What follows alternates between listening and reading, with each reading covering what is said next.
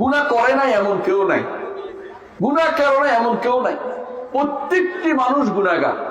আমার নবী বলেছেন কুল্লু বনি আদম খাত্তা ওয়া খায়রুল খাত্তাইন আত-তাওয়াবুন। প্রতিটি বনি আদম গুনাহ করে, উত্তম গুনাহকারী হচ্ছে যে তওবা করে। তওবাকারী উত্তম গুনাহকারী। অর্থাৎ গুনাহ না করলে আল্লাহ খুশি হন না, কিন্তু তওবা করলে আল্লাহ খুশি হয়ে যান। বুঝছেন আপনি কথাটা? আপনার গুনাহ হবে না তা না, গুনাহ হবে, কিন্তু সাথে সাথে তওবা করে ফেলেন। একজন মানুষ যখন একটা গুনাহ করে তখন বাম দিকের ফেরেশতাকে, বাম পাশের ফেরেশতাকে ডান পাশের ফেরেশতা বলে 6 ঘন্টা তোমার জন্য লেখা নিষেধ। হতে পারে এই লোকটি 6 ঘন্টার মধ্যে তওবা করবে। 6 ঘন্টার মধ্যে যদি আপনি তওবা করেন তখন ডান কাঁধের ফেরেশতা লিখে ফেলে, বাম কাঁধের ফেরেশতা লেখার সুযোগ পায় না। বুঝছেন কিনা কথাটা? এতে করে কি হয়, ডবল লেখা হয়ে যায় আপনার সব। কত সুযোগ যদি আপনি তওবা করেন। মুহাম্মদ রাসূলুল্লাহ সাল্লাল্লাহু আলাইহি ওয়াসাল্লাম সেজন্য একই বৈঠকে তিনি 70-এর উপরে বেশি ইস্তেগফার করতেন। সারা দিনে তিনি 100 বারের বেশি আল্লাহর কাছে তওবা ইস্তেগফার করতেন। কারণ এইটা ব্যতীত আখিরাতের জীবন পার হওয়ার আমাদের কোনো সুযোগ নাই। আমরা যত গুনাহ করে যাচ্ছি কথাবার্তায়, চাল চলনে, আচার আচরণে, আমাদের পার হওয়ার কোনো সুযোগ নেই। একমাত্র আল্লাহর কাছে শুধু তওবা করবেন। পারবেন না মুখে বলতে আল্লাহ আমাকে ক্ষমা করে দাও, এত আরবি জিজ্ঞেস মুখস্থ করা লাগবে না। প্রতি মুহূর্তে বলবেন আল্লাহ আমাকে ক্ষমা করে দাও। পারবেন না? বাংলা আল্লাহ আমাকে মাফ করো, আল্লাহ আমাকে মাফ করো, কান্নাকাটি করে বলবেন। সেজদায় বলবেন, শেষ বৈঠকে বলবেন, নামাজের পরে বলবেন আস্তাগফিরুল্লাহ আস্তাগফিরুল্লাহ আস্তাগফিরুল্লাহ।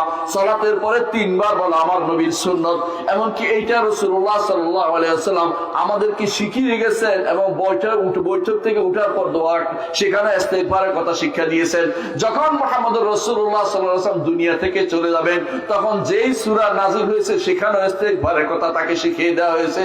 ইজা জাআ নাসরুল্লাহি ওয়াল ফাতহ ওয়া রাআইতান নাস ইয়াদখুলুনা ফি দীনিল্লাহি আফওয়াজা ফাসাব্বিহ বিহামদি রাব্বিকা ওয়াস্তাগফিরহু ইন্নাহু কানা তাওয়াবা।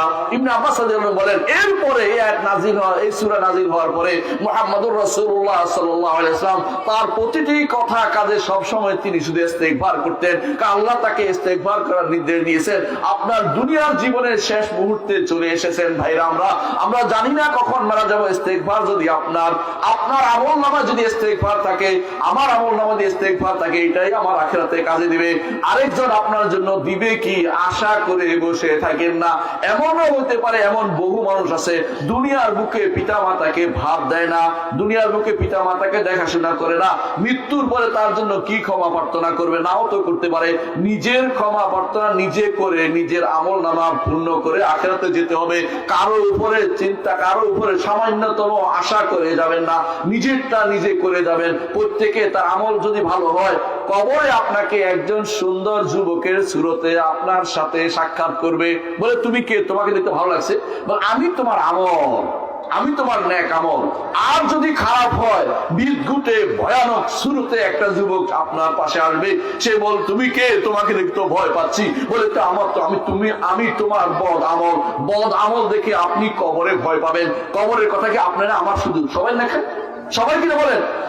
সবার যদি হয়ে থাকে, সবাই এখনো চিন্তা করা উচিত যে প্রতিটি দিন আমি 1000 বার তওবা করব। মুহাম্মদুর রাসূলুল্লাহ সাল্লাল্লাহু আলাইহি ওয়াসাল্লাম গুনাহ ছিল? গুনাহ ছিল? গুনাহ নাই, তাতে তিনি তওবা ইস্তেগফার করেছেন 100-এর উপরে, 1000-এর উপরে। একই বৈঠকে তিনি 70-এর উপরে ইস্তেগফার করেছেন। আপনার আমার কত ইস্তেগফার করা দরকার আপনি কি বুঝেন? একটা ইস্তেগফার আল্লাহর কাছে মর্যাদা আপনার বাড়িয়ে দেয়। একটা ইস্তেগফার আপনার গুনাহকে ক্ষমা করে দিচ্ছে। একটা ইস্তেগফার শয়তানকে পুড়িয়ে ছারখার করে দিচ্ছে। শয়তানের সবচেয়ে বড় অস্ত্র হচ্ছে ইস্তেগফার করতে আপনাকে বাধা দেয়া। মুহাম্মদুর রাসূলুল্লাহ সাল্লাল্লাহু আলাইহি ওয়াসাল্লাম আমাদেরকে জানিয়েছেন, যখন আল্লাহ তাআলা আদম আলাইহিস সালাতু ওয়াস সালামকে সৃষ্টি করেছেন, শয়তান যখন তাকে ধোঁকা দিল, তখন শয়তান বলেছিল আমি তাদেরকে এমন পথ ভ্রষ্ট করে দেব, তার সন্তানদেরকে আপনি তাদেরকে জান্নাতে দিতে পারবেন না।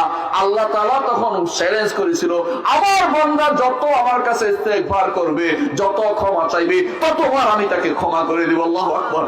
আল্লাহ আপনি ক্ষমা চাইতে দেরি, তিনি ক্ষমা করতে দেরি করবেন না, কারণ তিনি ওয়াদা করেছেন বান্দার ইস্তেগফার আল্লাহ কেমন খুশি হয়। একটা হাদিস শুনেন, মুহাম্মদুর রাসূলুল্লাহ সাল্লাল্লাহু আলাইহি ওয়াসাল্লাম বলেছেন, আল্লাহ তাআলার বান্দার তওবাতে এত খুশি হয় যেমন এমন এক ব্যক্তি, যে ব্যক্তি মরুভূমিতে গেছে তার খাবার এবং পানি নিয়ে উটের মধ্যে করে। তো আপনারা কেউ মরুভূমিতে গেছেন? কেউ দেখছেন মরুভূমি? দুই একজন তো দেখছেন, সৌদি আরব গেছেন, দেখছেন না? মরুভূমিতে যদি কোনো আপনার বাহন না থাকে, পানি না থাকে, আপনি শেষ। কত আমির ওমরা মরে গেছে মরুভূমিতে এভাবে যাইয়া। কিছুদিন আগে বাদশার ছেলে মরে গেছে মরুভূমিতে, কার পানি নেই। তো এক ব্যক্তি এরকম, আল্লাহ কেমন খুশি হয়, মুহাম্মদ রাসূলুল্লাহ সাল্লাল্লাহু আলাইহি ওয়াসাল্লাম একটা উদাহরণ দিয়েছেন। বলছে ওই ব্যক্তি, যে ব্যক্তি মরুভূমিতে খাবার এবং পানি নিয়ে উঠ নিয়ে গেছে, উট বা বাহন আছে, একখানে সে ঘুমাইছে, ঘুম থেকে উঠে দেখে উট নাই, পানি নাই, খাবার নাই, পালের সব গেছে। এখন সে মনে করছে আর জীবন তো শেষ, এখানে মরে যাই, এই কথা কইয়া চোখ বন্ধ করে শুইছে। কিছুক্ষণ পরে চোখ খুলে দেখে যে উটও আছে, পানিও আছে, খাবারও আছে। কেমন খুশি হবে! একদম নিরাশ হওয়ার পরে পুরো আশায় চলে এসেছে সে, পূর্ণ আশায়। রাসূলুল্লাহ সাল্লাল্লাহু আলাইহি ওয়াসাল্লাম বললেন, ওই লোক লাফ দিয়ে উঠে বলতেছে আল্লাহুম্মা আনতা আবদি ওয়া আনা রাব্বুক, অর্থাৎ বলে বলছে বলার দরকার ছিল আল্লাহ আপনি আমার রব, আমি আপনার বান্দা। বলে বলছে আপনার, আপনি আমার বান্দা, আমি আমার রব করে ফেলছে। বলে এত ভুল করে ফেলছে কেন? আনন্দের আতিশয্যে, আনন্দের আতিশয্যে। একজন বান্দা যখন গুনাহ করে, তওবা করলে আল্লাহ এত বেশি খুশি হন। সুতরাং প্রত্যেকটি মানুষ তওবাকে সাথে করবেন। মানুষ এই দোকানে বসে যত আড্ডা দেন, আপনি এই বসে আড্ডাটা বন্ধ করে, এইখানে আমি দেখি সারাদিন আড্ডা দিচ্ছে। কোন বুড়া মানুষ মরে যাবে, দাড়ি পাকিয়ে গেছে, তারপর আড্ডা বন্ধ হচ্ছে না। আড্ডা বন্ধ দেন, আপনাকে ইস্তেগফার করেন, মসজিদে বসেন, মসজিদে বসেন, মসজিদে আপনি আসা যাওয়ার মধ্যে থাকেন। মুহাম্মদুর রাসূলুল্লাহ সাল্লাল্লাহু আলাইহি ওয়াসাল্লাম আমাদেরকে জানিয়েছেন, যার অন্তরটি মসজিদের সাথে লাগিয়ে আছে, যার অন্তরটি মসজিদের সাথে লটকে আছে, আল্লাহ তাআলা তাকে আরশের নিচে ছায়া দিবেন। আরশের নিচে ছায়া পেতে হলে নিজেকে মসজিদমুখী করেন। আমার আব্বাজানকে দেখেছি মসজিদে আসার জন্য কত বেকুল থাকতেন। যখন তিনি আসতে পারতেন না, ওই ছোট্ট পোলাপানের হাত ধরে ধরেও আসতেন, কষ্ট করে লাঠি দিয়ে আসতেন, দাঁড়িয়ে দাঁড়িয়ে সালাত আদায় করতেন। সালাত কত যে পড়তেন, আমরা মাঝে মধ্যে বলতাম আজকে বোধহয় সালাত শেষ হবে না, এত বেশি বেশি তিনি সালাত আদায় করতেন। কেন? তিনি মসজিদকে ভালোবেসেছেন। আপনারাও মসজিদকে ভালোবাসুন, মসজিদের সাথে অন্তরটা লাগিয়ে রাখুন, বাজারের সাথে নয়। দয়া করে বাজারে বেশিক্ষণ বসবেন না, ওই বাজারগুলি আপনার জন্য বিষের সবচেয়ে খারাপ কারণ হবে। সবচেয়ে উত্তম জায়গা হচ্ছে মসজিদ। আমার নবী বলেছেন সবচেয়ে খারাপ জায়গা হচ্ছে বাজার। আর বাজারে বসে দুনিয়ার আড্ডা দেওয়াচ্ছে। আল্লাহর ঘরে থাকুন, আল্লাহর প্রিয় বান্দা হতে থাকুন। বাইরে গীবত করতে পারবেন, মসজিদের ভিতরে গীবত চলে না। তখন সুবহানাল্লাহ আলহামদুলিল্লাহ চলবে, অথবা কোরআন তেলাওয়াত চলবে, অথবা আর কিছু না হোক আল্লাহর কথা স্মরণ হবে। সালাতের জন্য অপেক্ষা করলেও আপনি সালাতের মধ্যে আছেন, এইটাও আমার নবী বলে দিয়েছেন। একটা মানুষ যদি সালাতের মধ্যে থাকে, তার সওয়াবের তো কোনো শেষ হবে না। শুধু আপনি কেন দূরে থাকবেন? ইস্তেগফারের মধ্যে আপনাকে থাকতে হবে, যাতে করে আপনি হাসরের মাঠে সুন্দরভাবে উঠতে পারেন।